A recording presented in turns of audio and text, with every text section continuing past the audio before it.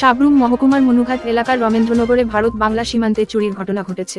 অভিযোগ, রবিবার আনুমানিক রাত 2টা থেকে 2:30টার মধ্যে বাংলাদেশি ডাকাত দল আন্তর্জাতিক সীমান্তের কাঁটাতার কেটে ভারত ভূখণ্ডে প্রবেশ করে এবং স্থানীয় দুই পরিবার থেকে দুটি পূর্ণবয়স্ক দুধেল গরু চুরি করে নিয়ে যায়। গরুগুলি ছিল ওই দুই পরিবারের উপার্জনের একমাত্র উৎস। স্থানীয় সূত্রে জানা তথ্যের ভিত্তিতে অনুমান, ডাকাত দলের সদস্যরা ধারালো অস্ত্র নিয়ে কাঁটাতার ভেঙে প্রবেশ করে গৃহস্থালীর উঠোন থেকে গরুগুলিকে গলার দড়ি কেটে নিয়ে যায়। পরবর্তীতে ফেনী নদীর খরস্রোতা ও বর্ষাকালের প্রবল জল পার হয়ে গরুগুলিকে বাংলাদেশে পাচার করে দেয় তারা। সোমবার সকালে বিষয়টি প্রকাশ্যে আসতেই গ্রামজুড়ে কান্না ও চাঞ্চল্য ছড়িয়ে পড়ে। কিন্তু আশ্চর্যের বিষয়, ঘটনাস্থলটি বিএসএফের 121 নম্বর ব্যাটালিয়নের ওয়াচ টাওয়ার পোস্ট থেকে মাত্র 50 মিটার দূরে এবং সেখানে প্রায় 30 ফুট উঁচু একটি ওয়াচ টাওয়ারও রয়েছে, যেখান থেকে গোটা সীমান্ত এলাকা নজরদারির আওতায় থাকার কথা। এলাকায় নিয়মিত আলোর ব্যবস্থাও রয়েছে। ফলে প্রশ্ন উঠছে, এই পরিস্থিতিতেই ডাকাত দল কিভাবে বিএসএফের চোখ ফাঁকি দিয়ে ভারতীয় ভূখণ্ডে প্রবেশ করল এবং আবার নির্দ্বিধায় গরু নিয়ে নদী পার হয়ে বাংলাদেশে পালাতে সক্ষম হলো। এলাকাবাসীর অভিযোগ, দীর্ঘদিন ধরে সীমান্তে বিএসএফের কার্যত কোনো উল্লেখযোগ্য সিজারের খবর নেই। 121 নম্বর ব্যাটালিয়নের দায়িত্বে থাকা সশস্ত্র জওয়ানরা সরকারি অর্থে বেতনভোগ করলেও সীমান্ত রক্ষায় যথাযথ ভূমিকা রাখছেন না বলেই অভিযোগ। অনেকেই ক্ষোভ প্রকাশ করে বলেন, কোটি কোটি টাকা ব্যয় হচ্ছে সীমান্ত নিরাপত্তায়, অথচ বাস্তবে বিএসএফ ডিউটির নামে উদাসীন থেকে সীমান্তবর্তী গ্রামগুলির মানুষকে অসুরক্ষিত অবস্থায় ফেলে রেখেছে। অন্যদিকে গ্রামবাসীর মধ্যে আশঙ্কা তৈরি হয়েছে, যদি গরু পর্যন্ত এভাবে নিয়ে যাওয়া যায়, তবে ভবিষ্যতে ডাকাত দল যে কোনো সময় সীমান্ত এলাকার বাড়িঘরে বড় ধরনের ডাকাতির ঘটনাও ঘটাতে পারে। এলাকায় চাপা গুঞ্জন ছড়িয়েছে, এ কাজে কিছু স্থানীয় সমাজদ্রোহী যুবক জড়িত থাকতে পারে। এমনকি অনেকে দাবি করছেন, বিএসএফের গোচরে না এসে এতবার সীমান্ত অপরাধ সংঘটিত হওয়া অসম্ভব।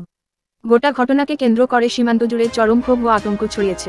গ্রামবাসীর দাবি, এই বিষয়ে বিএসএফের গাফিলতির জন্যই আজ সীমান্ত সুরক্ষিত নয় এবং কেন্দ্রীয় সরকারের উচিত এই বিষয়ে দ্রুত হস্তক্ষেপ করে দায়িত্বজ্ঞানহীন সীমান্তরক্ষীদের বিরুদ্ধে করা ব্যবস্থা গ্রহণ করা।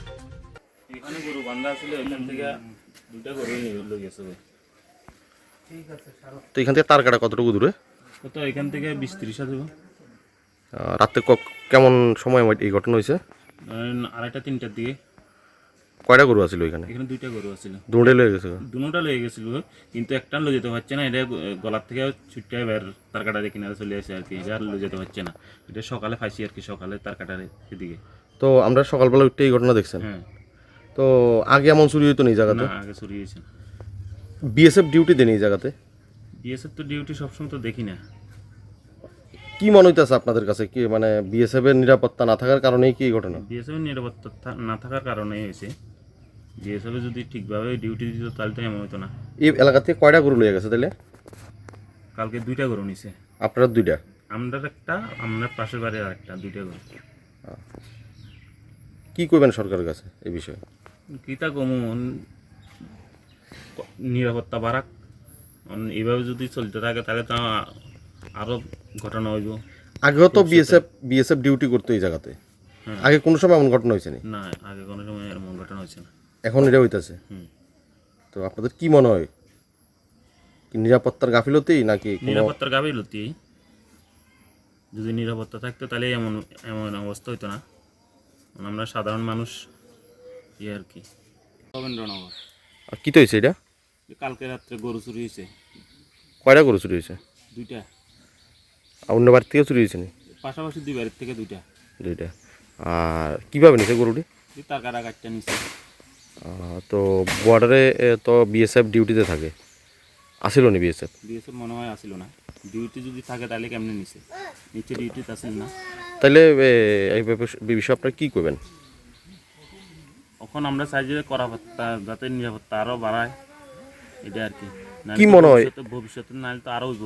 কি মনে হয় কীভাবে এই মানে এই চুরি সংগঠিত করা হয়েছে, বা এখানে কেউ জড়িত আছে কিনা? থাকতে পারে। নাকি বাংলাদেশ থেকে কি তারা আইয়া উঠা লইয়া গেছে? বাংলাদেশের লোক তো এইভাবে সাহস করতো না যে বাংলাদেশ থেকে তারা আইয়ে এইভাবে গরু চুরি করে নিয়ে যেত না। নিশ্চয়ই এদিকে লোক আছে। তো ফেন্সিং তো দেওয়া পুরো ইয়েতে, এটি কি কাটতে লাইছে? হ্যাঁ, ফেন্সিং কাটটা তারপরে নিচে। কয় জায়গা দিয়ে কাটছে? এক জায়গা। পুরো গ্যাপটা কাটতে হবে। তো আপনারা প্রশাসনের উদ্দেশ্যে কি করবেন? আমরা চাই যে আরো ভালোভাবে করাবেন নিরাপত্তা দান।